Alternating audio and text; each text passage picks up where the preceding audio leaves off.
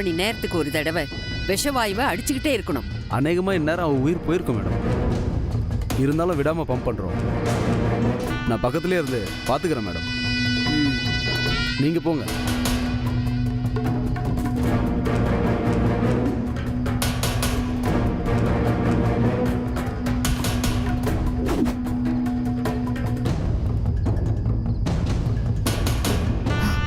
என்ன எல்லாம் கரெக்டா போயிட்டு இருக்கான்? இத பாரு, மாயாவதி வேற நகராம இங்கேயே இருக்கா. காலையில அந்த கொடைக்கானல் பீட்ரூட் உயிரோடு உள்ள இருந்து வெளியே வந்துட்டான் வை, மாயா அவளை கூடவே கூட்டிட்டு போயிடுவா. இருங்க, அவங்கள அனுப்பி வைக்க முடியுமான்னு பாக்குறேன். போ. ஆண்டி பாவம், நீங்க ஏன் இந்த பனில இப்படி நிக்கிறீங்க? நாங்க பாத்துக்கிறோம் ஆண்டி, நீங்க கிளம்புங்க. என்னம்மா பேசுற? என் பிள்ளைக்காக ஒருத்தி குழிக்குள்ள கிடக்குறா. நான் பனியில இருந்தா என்னம்மா?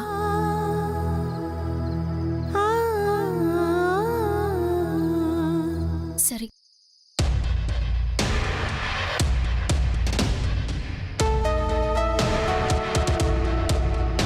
நகரவே மாட்டேங்கிறாங்க கிரானி. அவன் மேல அவ்வளவு பாசமா இருக்காங்க. சரி விடு, எப்படி இருந்தாலும் அவ உயிரோட வெளியே வரப்போறதில்ல. வெளியில எடுக்கிற வரைக்கும் இங்கேயே இருந்து அவ சாவுக்கு நல்லா அழுதுட்டு போட்டோம்.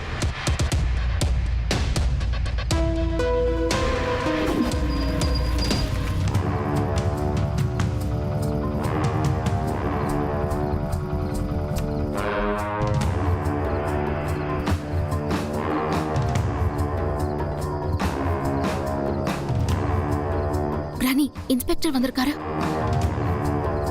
ஐயோ, இவர் ஏதாவது குட்டையை குழப்பி குழியை தோண்டி இவளை காப்பாத்திட கூடாது.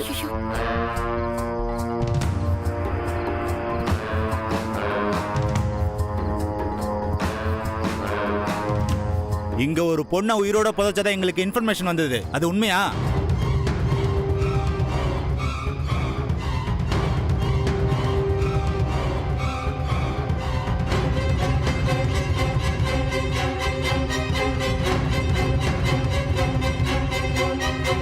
யாரும் யாரையும் உயிரோட புதைக்கல சார். அந்த பொண்ணே விரும்பி ஜீவசமாதியில இருக்கா. ஜீவசமாதி இருக்கிறதுக்கும் புதைக்கிறதுக்கும் நிறைய டிஃபரன்ஸ் இருக்கு சார். நீங்க அதுக்கு என்ன பேர் வேணாலும் சொல்லலாம், பட் அது சட்டப்படி தப்பு. இயற்கையிலே இறந்து போன ஒருத்தரை டெத் சர்டிபிகேட் இல்லாம புதைக்க முடியாது. அப்படி இருக்கும்போது உயிரோட இருக்கிற ஒருத்தரை எப்படி நான் புதைக்கிறதுக்கு அனுமதிக்க முடியும்? Don't delay. யோ, இங்க வாயா.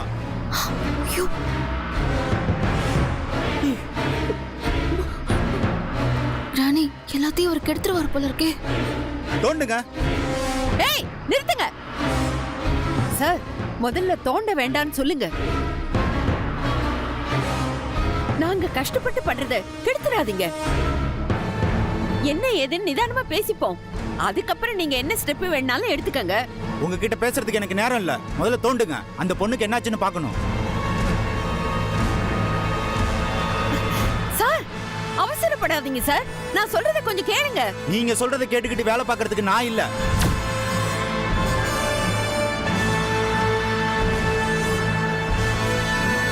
எப்படி வேலை பார்க்கணும்னு எனக்கு ட்ரைனிங் கொடுத்துருக்காங்க. எனக்கு மேல இருக்கிற ஆபீசர்ஸ் மட்டும் இல்ல, யார் கேள்வி கேட்டாலும் நான் தான் இதுக்கு பதில் சொல்லணும். என் டியூட்டியை செய்ய விடுங்க. ஐயா, இது வேற ஏதாவது ஒரு பிரச்சனையா இருந்தா அதுக்கு நாங்க தடை சொல்ல போறதில்ல. இது ஒரு உயிரை காப்பாத்துறதுக்கு செய்யற பிரார்த்தனை. ஆமா, இதுல நீங்க தலையிடுறது சரியில்லை. என்னவா வேணாலும் இருக்கலாம் சார், ஆனா எதை செய்யணும் செய்யக்கூடாதுன்னு ஒரு லிமிட் இருக்கு. பிரார்த்தனையா இருந்தாலும் அது சட்டத்துக்கு உட்பட்டதுதான். ஒரு காலத்துல வீட்டுல பிரசவம் பார்க்கறது சர்வசாதாரணமா இருந்தது. ஆனா இன்னைக்கு அப்படியா? வீட்டுல பிரசவம் பார்த்தாங்கன்னு போலீஸ் அவங்களை அரெஸ்ட் பண்ணி ஹாஸ்பிட்டல்ல சேர்க்கலையா? உயிருக்கு ஆபத்தான எதையும் யாரும் செய்யக்கூடாது. அதான் ரூல். நீங்க முதல்ல தோண்டுங்க. சார்,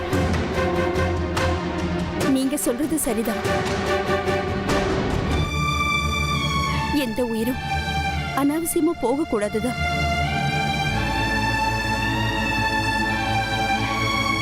ஆனா இது வேற. என் பையன் ஆக்சிடென்ட்ல இறந்துட்டான்னு சொல்லிட்டாங்க. அவனை காப்பாத்துறதுக்காக, அவன் உயிரை மீட்டு கொண்டு வர்றதுக்காக அந்த பொண்ணு ஜீவ சமாதி இருக்கா சார்.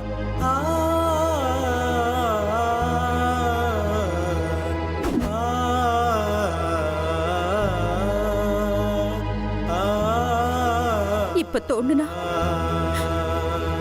அவ பிரார்த்தனை முடிஞ்சிடும்.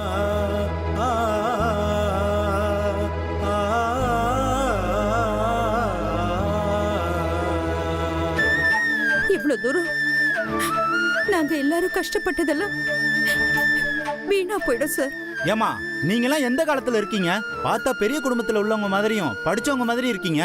ஆனா இப்படி அம்பக்கா யோசிக்கிறீங்க. செத்து போன ஒருத்தரை எப்படி உயிரோட கொண்டு வர முடியும்?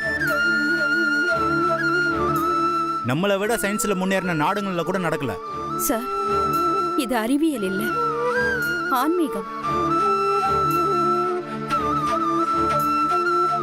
நீங்க சொன்ன அந்த சயின்ஸ்ல வளர்ந்த நாடுகள்ல இருந்து ஆன்மீகத்தை தேடி நம்ம நாட்டுக்கு தானே சார் வராங்க. ஒரு வழியா மாயா ஆண்டியே அவ குழிக்குள்ள சாகிறதுக்கு ஹெல்ப் பண்றாங்க. ஆமா சார், இது மத ரீதியான நம்பிக்கை. கன்னத்துல வேல் குத்துறது, முதுகுல கொக்கி மாட்டி தேர் இழுக்கிறது, தீ மிதிக்கிறது, உச்சந்தலையில தேங்காய் உடைக்கிறதுன்னு எத்தனையோ பிரார்த்தனை இருக்குல்ல. அதெல்லாம் காலங்காலமா நடந்துகிட்டே தானே இருக்கு. யாரும் எந்த ஊர்லயும் தடை பண்ணலையே. அது மாதிரியான பிரார்த்தனை தான் சார் இது. இத மட்டும் ஏன் வேண்டாம்னு சொல்றீங்க? சில மத நம்பிக்கைகள்ல சட்டம் தலையிட முடியாதுதான். ஆனா இது அப்படி இல்லையே. ஒரு பொண்ணு உயிரை பணையம் வச்சிருக்கீங்களே.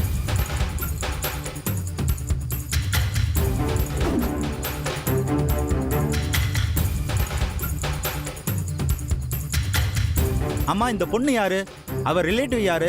சார், அவ எங்க ஊர் பொண்ணு தான் சார். சொந்தம்னு சொன்னா அவளுக்கு அம்மா மட்டும்தான் சார் இருக்காங்க. அவங்க இப்ப எங்க இருக்காங்க? அவங்க ஆஸ்பத்திரியில கோமால இருக்காங்க சார். அப்ப நீங்க யாரு?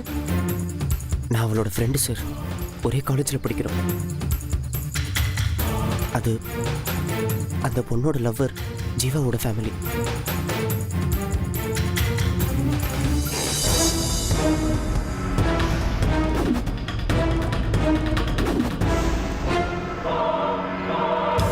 சோ லவ் பண்ணவனை காப்பாத்துறதுக்காக இந்த பிரார்த்தனையை பண்றான், அப்படிதானே?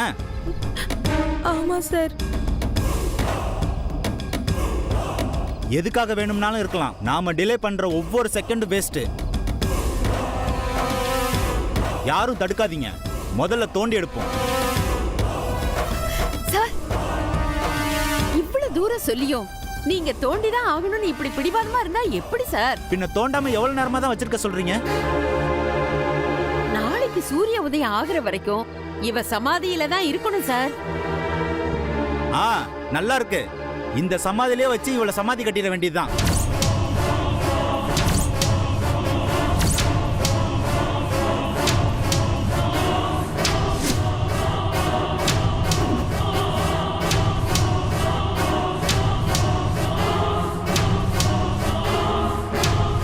கடவுளை நம்புங்க. நான் தப்புன்னு சொல்லல. ஆனா எதுக்கு நம்பணும், எந்த அளவுக்கு நம்பணும்னு ஒரு அளவு இல்லையா? மனுஷனால செய்ய முடியாததை செய்யறது தானே சார் கடவுளோட சக்தி. அதுக்காக இதே மாதிரி உங்களை ஜீவ சமாதி இருங்கன்னா நீங்க இருப்பீங்களா?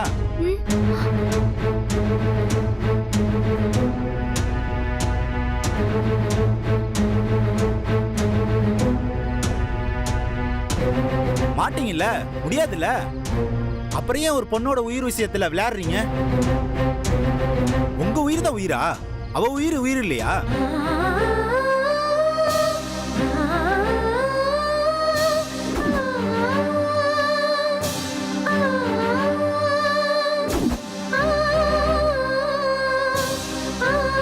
நீங்க பாரபட்ச பார்க்கலாம், ஆனா நான் பார்க்க முடியாது. எனக்கு சட்டத்துக்கு முன்னாடி எல்லாருமே ஒண்ணுதான். சார், நானும் 3 பிள்ளைங்களை பெத்தவ தான் சார். ஒரு உயிரோட வேல்யூ என்னன்னு எனக்கும் நல்லா தெரியும். ஒரு உயிரை காப்பாத்தணும்னு தான், ஒரு உயிருக்கு முக்கியம் கொடுக்கறதுனால தான் இந்த பிரார்த்தனைக்கு நான் சம்மதிச்சேன். எங்க எல்லாரையும் விட அவளுக்கு கடவுள் பக்தி அதிகம். அத நானே பல தடவை கண்கூட பார்த்திருக்கேன்.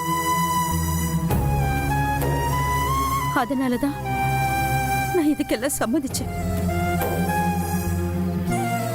இல்லைன்னா நான் அப்பவே தோண்ட சொல்லிருப்பேன். நீங்க என்ன வேணாலும் சொல்லுங்க, அதை எங்களால ஏத்துக்க முடியாது. நாங்க தோன்றதை தடுத்தா எங்க டியூட்டியை பண்ண விடாம தடுக்கிறீங்கன்னு உங்க எல்லாரையும் அரெஸ்ட் பண்ணுவேன். சார், உங்க டியூட்டியை பண்ண விடாம தடுக்கணுங்கிற எண்ணம் எங்களுக்கு இல்ல. நாங்க சொல்றத நீங்க நம்ப வேண்டாம். இதோ இந்த சாமி சொல்றத நம்புங்க. அப்புறமா ஒரு முடிவு எடுங்க. ஆமா சார், பக்தி அறிவு வேற, பகுத்தறிவு வேற. நாம ரெண்டையுமே ஒரே கண்ணோட்டத்துல பார்த்து கன்ஃபியூஸ் பண்ணிக்க கூடாது. இந்த கம்ப்யூட்டர் காலத்திலையும் கடவுள் நம்பிக்கைக்கு ஒரு தனி இடம் உண்டு. எல்லா வழிபாட்டு ஸ்தலங்களும் நிரம்பி வழியிறது அதனாலதான். நான் இந்த பிரார்த்தனைய பத்தி எல்லா விளக்கமும் சொல்லிட்டேன். இதெல்லாம் கேட்டு தெரிஞ்சுக்கிட்டு தான் இந்த பொண்ணு இத பண்ணியே ஆகணும்னு முடிவெடுத்திருக்கா. அவளோட சுய நம்பிக்கையையும் மத நம்பிக்கையையும் குறைச்சி மதிப்பிடுறது அவளு சரியில்லை சார். ஒன்னு நினைச்சா அதை செஞ்சு முடிக்கணுங்கிற வைராகியம் அவளுக்கு இருக்கு. அதனால அவ பிரார்த்தனையை கெடுக்க வேண்டாம் சார்.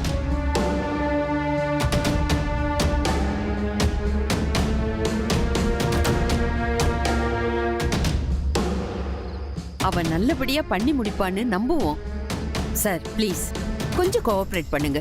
சரி, அந்த நம்பிக்கை பொய்யாயிடுச்சுன்னா என்ன பண்றது? அவ உயிர் போயிடுச்சுன்னா யார் அதுக்கு பொறுப்பேத்துக்கிறது?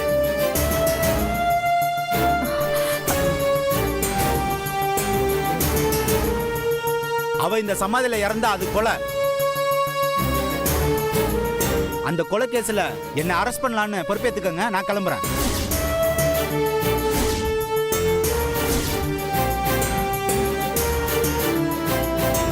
என்னம்மா ஆஃப் ஆயிட்டீங்க? அந்த பொண்ணோட சாவுக்கு பொறுப்பேத்துக்கிறேன்னு உங்களால எழுதி தர முடியாதுல்ல? இனிமேல் யாரும் வாயை திறக்க கூடாது. யாராவது குறுக்க வந்து தடுத்தா கொலை முயற்சி வழக்கில் அரெஸ்ட் பண்ணிடுவேன். நீங்க தோண்டுங்க. சார், அவளை இங்கேயே பொணமாக்கிடலான்னு பார்த்தா இந்த இன்ஸ்பெக்டர் அவளை காப்பாத்தாம ஓய மாட்டான் போல இருக்கே. சார், ஒரே நிமிஷம். இந்த பிரார்த்தனையால எது நடந்தாலும் அதுக்கு பொறுப்பேத்துக்கிறேன்னு நான் எழுதி தரேன் சார். நாளைக்கு உங்களால அந்த பொண்ணுக்கு ஏதாவது அசம்பாவிதம் நடந்துச்சுன்னா உங்களை 302 அரெஸ்ட் பண்ணுவேன் மேடம். தாராளமா அரெஸ்ட் பண்ணுங்க இன்ஸ்பெக்டர். அந்த பேப்பரை கொடுங்க, நான் எழுதி தரேன்.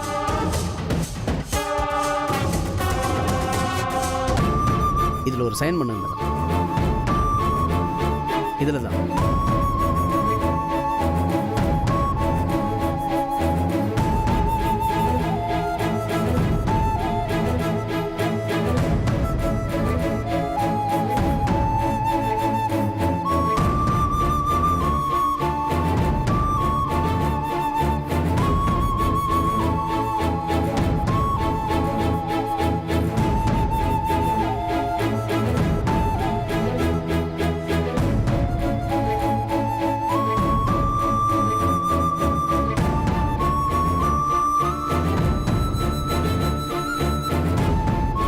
என்ன சார், இனிமே உங்களுக்கு பிரச்சனை இல்லையே? இனி பிரச்சனை எங்களுக்கு இல்ல மேடம், உங்களுக்கு தான்.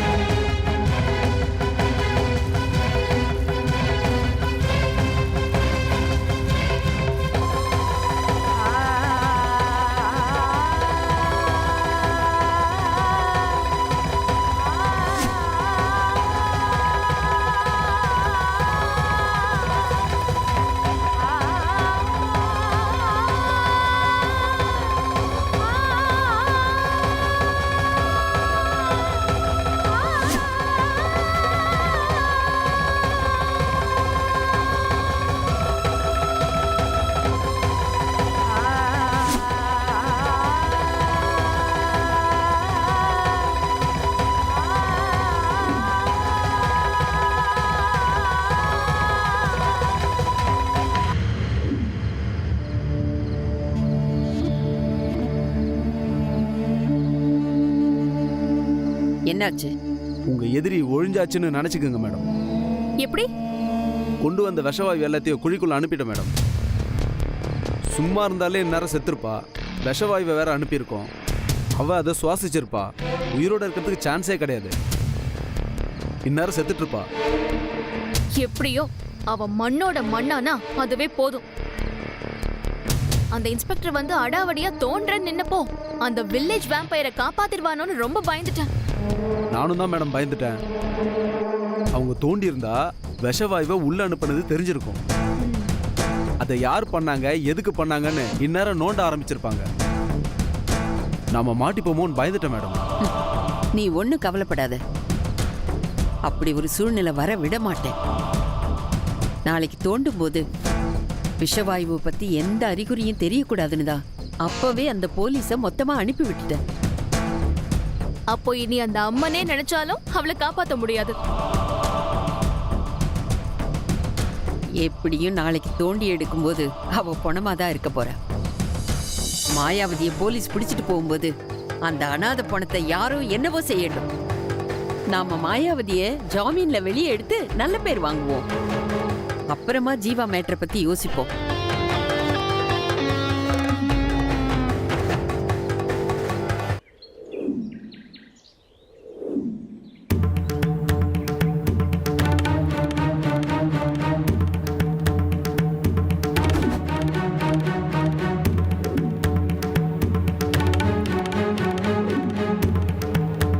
தீபி, என்ன தீபி, அவளை வீட்டை விட்டு வெளியில துரத்தியாச்சு. இனிமே வரமாட்டான்னு பார்த்தா மறுபடியும் சகல மரியாதையோட உள்ள வந்துருவா போல இருக்கே. ஆமா, அம்மா உருகிறத பார்த்தா அப்படிதான் இருக்கு. அவ மட்டும் மறுபடியும் வந்தா நாமெல்லாம் மூஞ்ச எங்க கொண்டு போய் வச்சுக்கிறதுனே தெரியல. சுத்தமா நம்மள மதிக்கவே மாட்டா. அம்மா சப்போர்ட் வேற கிடைச்சிருச்சுன்னா அப்புறம் சொல்லவா வேணும்? என்ன தீபியாவது பரவாயில்ல, தப்பிச்சா பொழைச்சோன்னா அவ வீட்டுக்கு போயிடுவா. நாம எங்க போறது? என்ன, நான் பேக் டு பெவிலியன் போயிடுவேன்னு பாக்குறீங்களா? நெவர். அப்போ மறுபடியும் அவ கூட சரிக்கு சாமா நின்னு சண்டை போட்டுட்டு இருக்க போறியா? யோ, ஏன் நீங்களா இப்படி ஒரு கற்பனை பண்ணிட்டு டென்ஷன் ஆயிட்டு இருக்கீங்க? என்னோட எவர்கிரீன் என்சைக்ளோபீடியா என்னோட கிரானி என் பக்கத்துல இருக்கும்போது எனக்கு அப்படி ஒரு சிச்சுவேஷன் வர விட்டுருவாங்களா? தீபிக்கு மட்டும் இல்ல, உங்களுக்கும் அப்படி ஒரு சிச்சுவேஷன் வர விட மாட்டேன். நீங்க யாருமே அந்த வில்லேஜ் வேம்பியரை பத்தி கவலைப்பட வேண்டியதில்ல. எப்படிமா நாங்க கவலைப்படாம இருக்க முடியும்? அவ யமனையே புடிச்சு சாப்பிட்டு ஏப்ப விட்டு வந்துருவா போல இருக்கே. அது நடக்காது. அவ எமங்கிட்ட இருந்து தப்பிச்சாலும் எங்கிட்ட இருந்து அவ தப்பிக்கவே முடியாது. தோண்டி எடுத்த உடனே பாருங்க, அவ உங்க வீட்டுக்கு வரமாட்டா. ஸ்ட்ரெயிட்டா மார்ச் வரைக்கும் தான் போவா.